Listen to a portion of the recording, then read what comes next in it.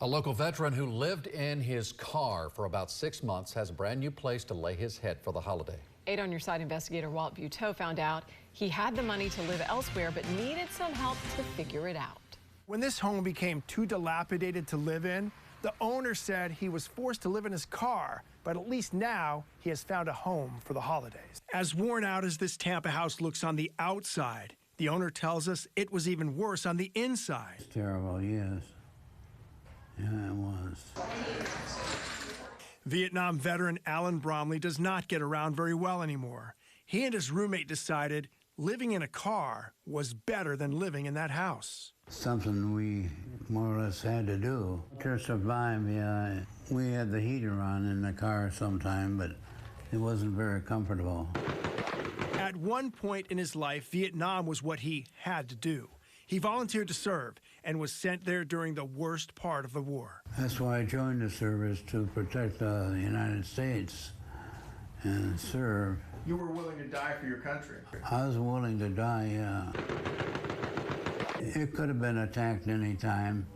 I mean, you know, they could plant a bomb or something like that. You never know.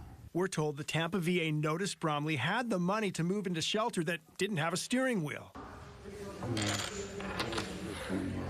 The dominoes then fell in his favor after the nonprofit called A Place for Mom put him in touch with Tampa Gardens. Bromley had the funds, and this assisted living facility had a spot for him. Well, I was happy. I mean, it's a big difference from staying in a car, you know. I'm 89 years old. We found out Bromley is one of 3 veterans who were placed here recently. Tampa Gardens Executive Director Susan Ayala tells us they had the money but needed help to figure out how and where they could use it. It could be depression, it could be mental problems, it could be cognitive issues.